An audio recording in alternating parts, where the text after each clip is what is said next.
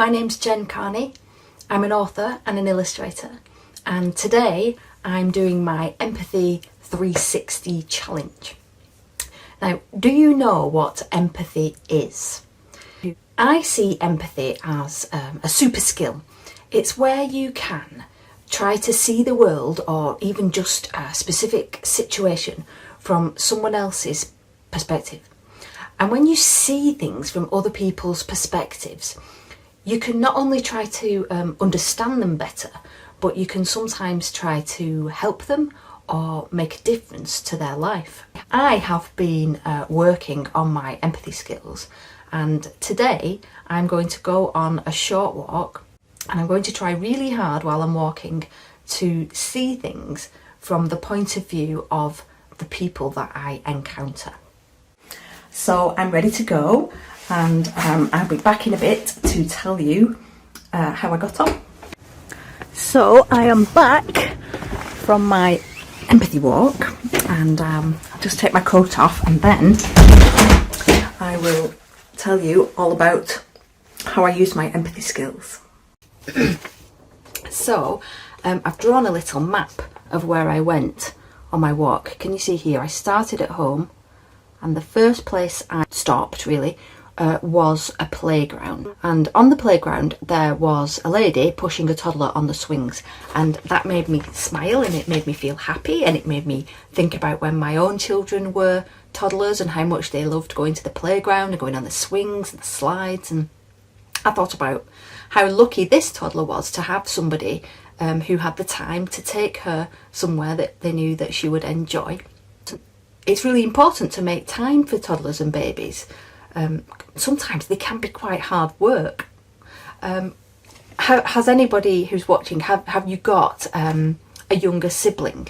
Because I wonder if you could use your empathy skills, maybe later, maybe when you get home from school, and make a bit of time for your younger sibling to play with them, which will be good for them, but also to give your parent or carer 5-minute break to have a brew. The next place I stopped on my walk, let's have a look. So from the playground I walked a bit further up, and there are some football pitches.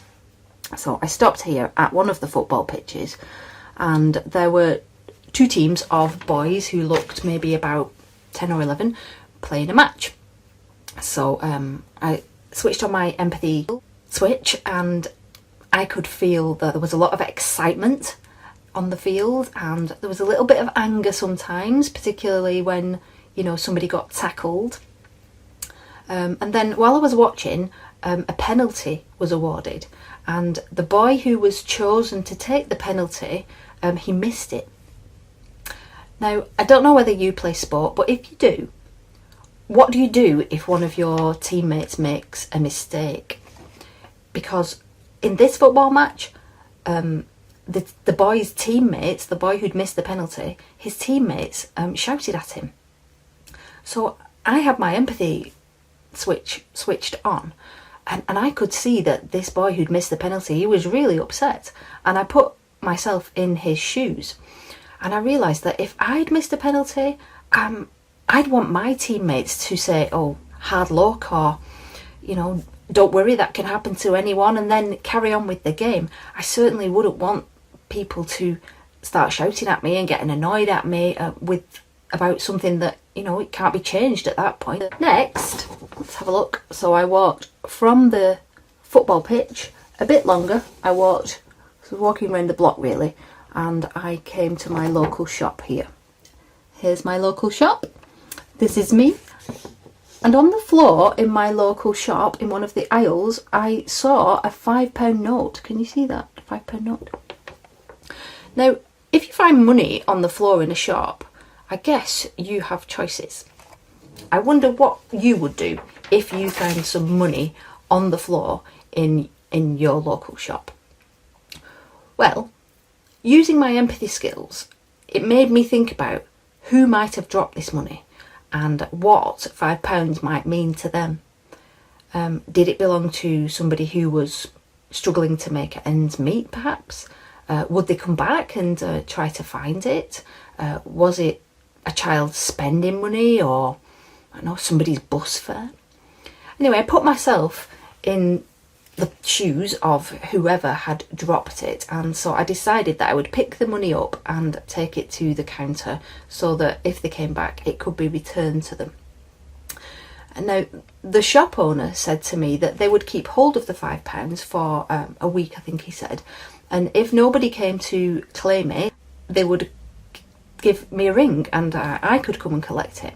So I was about to leave my telephone number when I noticed a charity collection box on the counter, and the charity collection box was for a homeless charity.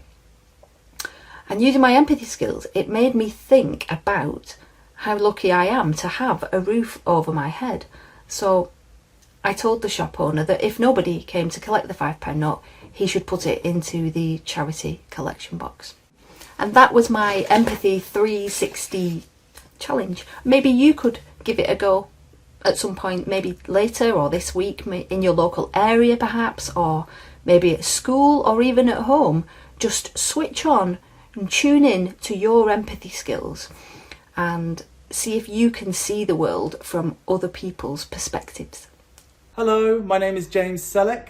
I am the author of There's a Orangutan in My Bedroom, a story about looking after Mother Nature, looking after our rainforests and looking after orangutans. Most recently, I've written a series of picture books about dealing with feeling. So very related to a lot of the things you guys are learning today. The first book, Storm Goliath, is all about managing and recognizing anger, both in yourself, but just as importantly in other people too. The second book in the series, Saving Piku, was all about sticking together in the face of fear. When things are really scary, they can become less scary when we work together, when we empathize with one another. But today, I am going to be doing the Empathy 360 walk, or as I like to call it, the Wonder Wander, where I wander around and wonder what it might be like to be other people. I'll put myself in their shoes. I'll try and see the world through their eyes. And then let's see what happens. Let's see what I conclude afterwards. Come with me on my walk. Come with me on my walk.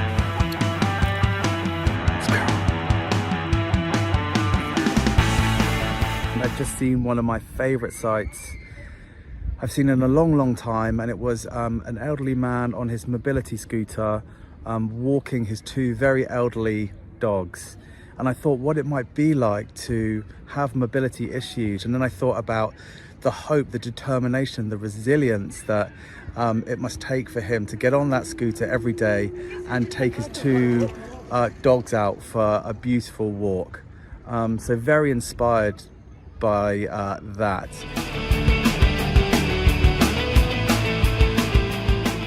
As is always the case when I'm walking around parks, I think what it might be like to own a dog, to have that joy, that happiness.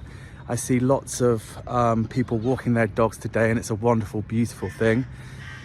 But I also wondered what it might be like to pick up their poop. I just saw a old man pick up a very, very, very large squelchy poop, and also thought what it might be like to do that.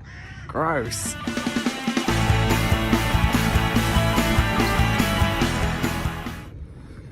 This is quite a strange one for me. I just saw a young teenager, 13, 14 maybe, smoking. And again, on any other day, without my superpower being switched on, I might have rolled my eyes. I might have immediately thought, you know, that's really bad for you. Why are you doing that? But I tried to put myself in his shoes and see things through his eyes. And actually, you know, I don't know who he is or what's going on with him. I don't know if he's happy or unhappy, and I wonder what kind of thing might drive someone of that age to start smoking. So this was a much easier one to spot, but I saw a mum trying to get into the toilet through the toilet door, and she couldn't quite open the door and get her pram through at the same time. So I kind of rushed over, held the door open for her so she could get the pram inside to change the baby. And it made me think, you know, motherhood, fatherhood, being a mum and dad is incredibly rewarding. I imagine I'm not a father, but also is very difficult. You know, being a parent, she was out by herself. I don't know whether she had a partner or not, but being a a mum with 2 kids running around trying to do things during the day must be incredibly stressful, incredibly difficult. It's not all slides, swings and playgrounds by any stretch.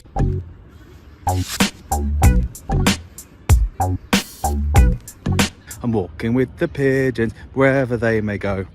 So I was just at the end of the park, at the road at the end, and I saw someone, perhaps homeless, just asking for money.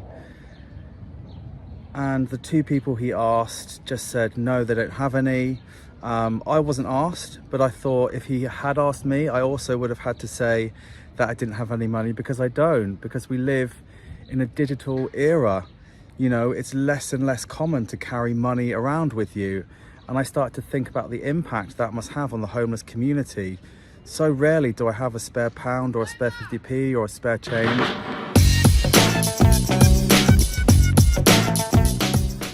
So I've just used my superpower on a situation I think is really important.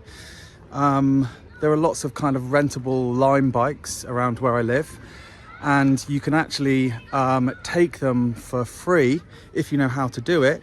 However, the bike makes a really irritating clicking sound when you cycle it. And I just saw a young teenager cycling past. The bike was making that clicking sound, so he didn't pay for it the normal way. And usually I might roll my eyes. I might think, oh, that's terrible. You know, people rely on those bikes for income. It's a business. But then I tried to put myself in that teenager's shoes. I tried to see the situation through their eyes. I have no idea why he felt the need to take that bike. So I'm just walking back from my Empathy 360 walk in the park, and then at the end I wanted to see how far I could push my superpower. I wanted to use it to the max.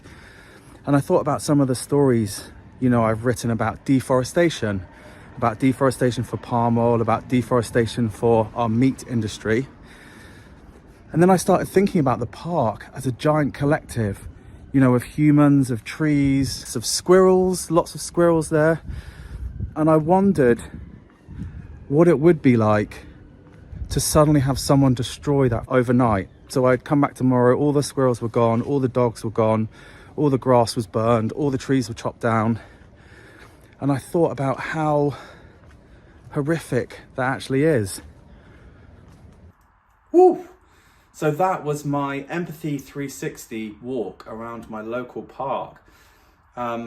It was very interesting putting myself into other people's shoes. There were quite a few instances where I may have been quick to judge had I not been using my empathy superpower. I'm now going to always try and look at everyone, no matter who they are, through my empathy lens. I will really try and understand and take the time to understand what they might be going through. So yeah, that was my empathy walk, and enjoy the rest of your festival day. I hope you've had lots of inspiring talks and have learnt lots today, but that's me.